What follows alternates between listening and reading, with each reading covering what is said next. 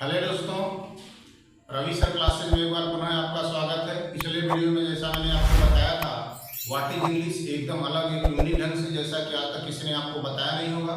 बच्चे अंग्रेजी बोलते हैं, पढ़ते हैं, जानते हैं, लेकिन अगर उनसे पूछ लिया जाता है व्हाट इज इंग्लिश, इंग्लिश है क्या, तो they are not able to tell about it. That's why I taught you in the previous video about English, right. But today आपको बताया जाएगा व्हाट इज ट्रांसलेशन। मैंने कहा था बेसिक से शुरू करेंगे, जो आज तक आपको नहीं मिला होगा कोई वीडियो। तो बेसिक में सबसे पहले जाने ट्रांसलेशन है क्या। पहले इंग्लिश में समझ लीजिए ट्रांसलेशन। ट्रांसलेशन क्या है जान लीजिए, to change one language into other language without changing its meaning in new language is called translation. It means एक भाषा के वाक्य को दूसरे भाषा के वाक्य में बदलने को ही ट्रांसलेशन किया जाता है, लेकिन उसके अर्थ में कोई परिवर्तन न हो, यानी जो अर्थ पहली वाली भाषा में था वही दूसरी वाली भाषा में हो। और ट्रांसलेशन का जो ब्रह्मांड है, जो स्ट्रक्चर है, वो बहुत ही सिंपल है, लेकिन बहुत जरूरी है आपको जानना। तो सबसे पहले अगर ट्रांसलेशन को जानना है तो उसका जो पैटर्न होता है, स्ट्रक्चर जिसे आप कहते हैं, तो वह है, जान लीजिए, subject, yes for subject plus verb plus object या कंप्लीमेंट। आपको जानना जरूरी है। जब तक आप सब्जेक्ट, वर्ब, ऑब्जेक्ट, कंप्लीमेंट को नहीं समझते हैं तब तक आपको ट्रांसलेशन ठीक से समझ नहीं आएगा। और ट्रांसलेशन नहीं समझ में आएगा ना तो आप अंग्रेजी को लिख सकते हैं, ना तो सही से बोल पाते हैं।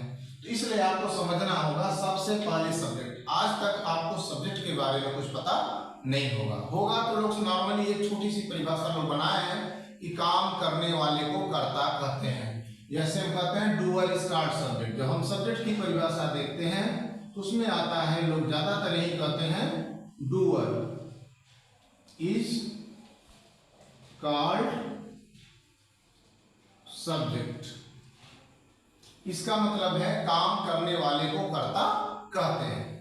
जैसे किसी वाक्य में मान लीजिए, हिंदी में समझिए, काम करने वाले को कर्ता कहते हैं। रूल 1 है, मान लीजिए अजय जाता है। अगर अजय जाता है तो यहां जाने वाला काम कौन कर रहा है? अजय। कौन जाता है? अजय।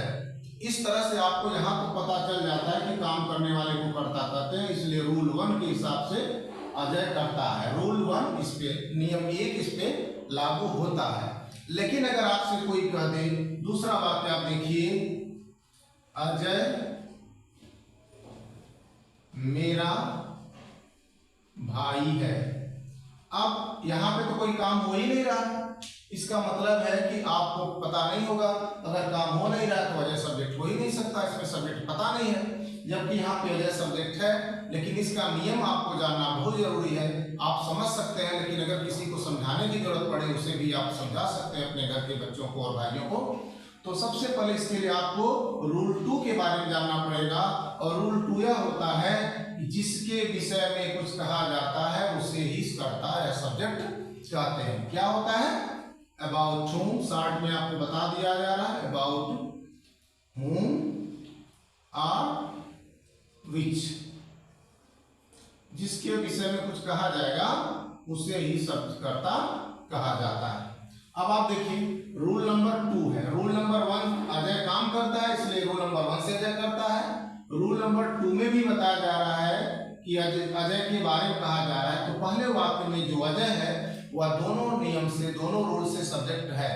लेकिन दूसरे सेंटेंस में जो दूसरा हिंदी का वाक्य है उसमें अजय काम नहीं कर रहा है, लेकिन दूसरे वहां पर नियम 1 नहीं लागू होगा। लेकिन दूसरे वाक्य, दूसरा जो नियम है, क्योंकि जिसके विषय में कुछ कहा जाता है उसके हिसाब से यहाँ पर रूल 2 लागू होता है। और इसलिए यहाँ अजय मेरा भाई है में अजय सब्जेक्ट है। कौन मेरा भाई है? अजय। कौन जाता है? अजय। तो 2 वाक्य तो क्लियर हो गए, 2 रूल क्लियर हो गए, जिसके विषय में कुछ कहा जाता है या जो काम करता है। लेकिन जब आप तीसरे प्रकार का सेंटेंस कहेंगे और मैंने कहा यह मेरा घर है, आपको जब भी वाक्य ट्रांसलेट करेंगे तो सबसे पहले सब्जेक्ट आता है नॉर्मली। तो आपको जानना जरूरी है कि यहाँ पे रूल नंबर 1 में क्या था? काम करने वाले को कर्ता कहते हैं, doer is called subject. Rule number 2 में था अबाउट whom और which something is told, that is called subject. जिसके विषय में कुछ कहा जाता है, किसके विषय में कहा जा रहा है हमें ध्यान देना जरूरी है। तो रूल 2 से सेंटेंस 1 में रूल 1 और 2 लागू होता है, सेंटेंस वाक्य नंबर 2 में आपका रूल 2 लागू होता है। लेकिन यह मेरा घर है, both rules are not suitable here, दोनों नियम के हिसाब से आपका सब्जेक्ट यहाँ पे क्लियर नहीं होगा। तो आपको जानना जरूरी है, क्योंकि ना तो यहाँ अजय यह काम कर रहा है, ना तो यह के बारे में कहा जा रहा है, कहा तो मेरे घर के बारे में जा रहा है, जैसा कि स्टूडेंट यही कहते हैं। इसके लिए वास्तव में कहा तो यही के बारे में जा रहा है, लेकिन स्टूडेंट कंफ्यूज हो जाते हैं। इसलिए आपको जरूरी है कि तीसरा रूल समझे। तीसरे रूल में कहा जाता है द फर्स्ट नाउन या noun or pronoun or phrase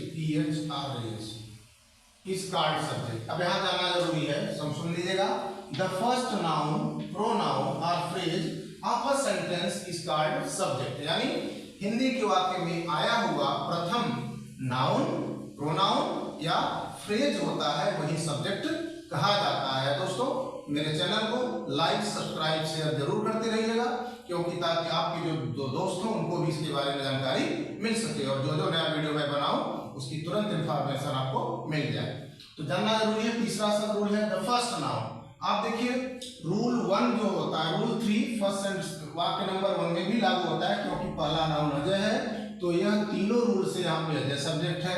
दूसरे में भी रूल 2 पहले से लागू है, रूल 3 लागू हो रहा है क्योंकि वहां भी पहला नाउन अजय है, तो यहाँ रूल 3 भी लागू होता है। लेकिन यहाँ पे जो रूल है, तीसरा सेंटेंस है, यहाँ रूल 1 और 2 तो इम्प्लीमेंट नहीं हो पा रहा है, उसके लिए हमें देखना जरूरी। नाउन तो नहीं है, लेकिन प्रोनाउन जो वाक्य का पहला प्रोनाउन है यही है, इसलिए हम कह सकते हैं कि यह मेरा सब्जेक्ट है, यानी रूल 3 इंप्लीमेंट यहाँ किया जा सकता है, उसके हिसाब से यह सब्जेक्ट है। अब प्रॉब्लम आती है कि आपको नाउन समझ में आ गया, प्रोनाउन समझ में आ गया, फ्रेज क्या होता है इसको हम आगे आपको बताएंगे, लेकिन अभी के लिए तत्काल में समझ लीजिए। Phrase is a part of sentence that has some sense but not complete sense. Phrase का हिंदी होता है वाक्यांश, जिसका कुछ अर्थ होता है लेकिन पूरा अर्थ नहीं होता है। इसमें कम से कम 2 शब्द हो, अधिक से अधिक कुछ भी शब्द हो सकते हैं। तो आपको देखना होगा फ्रेज कैसे सब्जेक्ट हो सकता है। वास्तव में बहुत इंपॉर्टेंट है आपके लिए। जो बड़े सेंटेंस आपको मिलते हैं जहाँ पे सब्जेक्ट एक शब्द नहीं होता, करीब करीब एक क्लास के बराबर होता है, तो वहां आपको इसको समझना जरूरी है। जैसे सेंटेंस नंबर 4 में आप जान लीजिए, मेरा भाई अजय है, एक ही प्रकार के वाक्य से समझ जाइए। अब यहाँ पे क्या कहा जा रहा है, रूल नंबर 1 काम नहीं करता, मेरा भाई काम नहीं कर रहा है। रूल नंबर 2 से तो पता चल सकता है, क्योंकि किसके बारे में कहा जा रहा है, मेरे भाई के बारे में, तो यहाँ पे रूल 2 भी लागू हो जाएगा। और तीसरी बात है कि यह ना तो नाउन है ना तो प्रोनाउन है, लेकिन यह एक फ्रेज है। कौन अजय है, मेरा भाई अजय है। कौन मेरा घर है, यह मेरा घर है। कौन मेरा भाई है, अजय। यहाँ पे जो मेरा भाई है 2 शब्द कम से कम इसमें है, और इस पूरे सेंटेंस का एक छोटा सा हिस्सा है, इसलिए यहाँ पर रूल 3 से भी यह मेरा भाई अजय है। अब आपको समस्या ये आ जाती है कि मेरा भाई अजय है, मेरा भाई सब्जेक्ट तो क्लियर हो गया।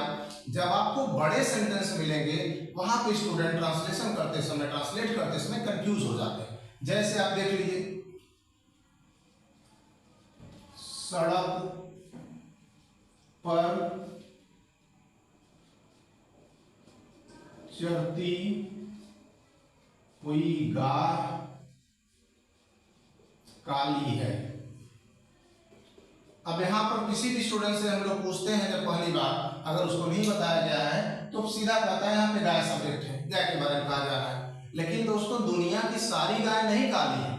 यहाँ पे जो चर्चा की जा रही है किसी विशेष गाय की जा रही है, जिस क्या है, वही गाय काली है जो सड़क पर इस समय चल रही है, और उसी गाय के बारे में कहा जा रहा है, सड़क पर चलती हुई गाय के बारे में। तो आपको ध्यान रखना होगा, इतने विशेषताओं के साथ जहां तक नाउन आज खत्म होता है वहीं तक आपका सब्जेक्ट होता है। तो यहाँ पे आपका असली सब्जेक्ट क्या होगा, सड़क पर चलती हुई गाय काली। जैसे मैंने कहा यह काली है तो दिस इज ब्लैक, लेकिन यहाँ पर दिस के स्थान पे क्या आया, सड़क पर चलती हुई गाय। तो आपको जब परिभाषाएं आपको जाननी होगी सब्जेक्ट की, तो पहला आपको बताया गया था डूअर इज कॉल्ड सब्जेक्ट, दूसरा about whom or which something is called told that is called subject। तीसरा था the first noun pronoun or phrase of a sentence is called subject। तो आपको ध्यान देना जरूरी है, असली सब्जेक्ट नहीं होता है कि जिसके विषय में कुछ कहा जाए, कभी कभी प्रोनाउन वाला फोकस करना जरूरी होता है। सड़क पर चलती हुई गाय काली है। उसी तरह से आप दूसरा सेंटेंस देख सकते हैं, आसमान में उड़ता हुआ कौवा बीमार है। अब आप समझिए यहाँ पे सब्जेक्ट कौन होगा। अभी भी बच्चे कंफ्यूज हो जाते हैं तो कहते हैं कौवा, नहीं, यह दुनिया के कोई एक कौवा बीमार नहीं है, या दुनिया भर के कौवे बीमार नहीं है। यहाँ पे खास कौवा बीमार है जो सामने इस समय आसमान में उड़ता दिखाई दे रहा होगा। मैंने कहा था आते आते जहां प्रोनाउन खत्म हो जाए वही आपका सब्जेक्ट होता है। ऐसे आप बहुत बड़े बड़े सेंटेंस को भी बना सकते हैं, जैसे मेरे कमरे में चलता हुआ पंखा पुराना है। अब तो आपको समझ में आ गया होगा सब्जेक्ट क्या है, मेरे कमरे में चलता हुआ पंखा। जैसे कहते हैं यह पुराना है, दिस इज ओल्ड। इज के स्थान पे क्या हो गया, the fan moving in my room is old.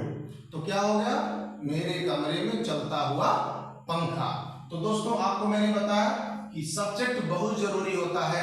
अभी तक जब हम लोग भी हाई स्कूल इंटर तक पढ़ते थे तो हम लोगों को बताया जाता था कि काम करने वाले को कर्ता कहते हैं, लेकिन इतना व्यापक, इतना विस्तृत पहली बार आपको किसी भी चैनल पे मिलेगा जो रवि सर का क्लास है, रवि सर क्लास में मिल रहा है। और आपको इसको जानना जरूरी है। जब आप सब्जेक्ट समझ जाते हैं, सेंटेंस का स्ट्रक्चर सब्जेक्ट से शुरू होता है ज्यादातर, तो आपको ट्रांसलेट करने में, अंग्रेजी बोलने में आपको कोई हिचक नहीं होगी। और आशा है कि आपको यह वीडियो भली भांति समझ में आ रहा होगा, सब्जेक्ट अच्छी तरह से समझ में आ गया होगा। दो और एग्जांपल आपको हम बता दे रहे हैं, समझ लीजिए।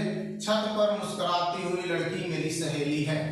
इसके बारे में बताया जा रहा है, छत पर मुस्कुराती हुई लड़की। और सारी लड़कियां दुनिया भर की सहेली नहीं है, वह लड़की जो छत पर मुस्कुरा रही है इस समय वही मेरी सहेली है। इस तरह से आप सब्जेक्ट के बारे में जान सकते हैं। और हर वीडियो में आपको इंग्लिश जरा हट के, अंग्रेजी जरा हट के लास्ट में आपको मिलेगा। हर वीडियो में लास्ट में आपको लास्ट तक देखना होगा, आखिरी तक देखना होगा, जिसमें आपको मिलने वाला है अंग्रेजी जरा हट के। दोस्तों मूसलाधार वर्षा हो रही है, आपको बताया था इंग्लिश जरा हट के। अब देखिए वैसे तो it's down pouring, it's raining heavily होता है, लेकिन फ्रेज के हिसाब से बहुत बढ़िया आपको लगेगा। देखिएगा, it is raining cats and dogs. मूसलाधार वर्षा हो रही, कैट्स एंड डॉग्स, कुत्ते और बिल्लियां वाली वर्षा हो रही है। कितना सुंदर है, कितना अच्छा है, और ये जरा हट के है। ऐसे ही आपको आखिरी तक वीडियो देखना होगा, और हर वीडियो में आपको जरा हट के कुछ नया मिलेगा, कुछ अजीब मिलेगा और बहुत यूजफुल मिलेगा। धन्यवाद दोस्तों।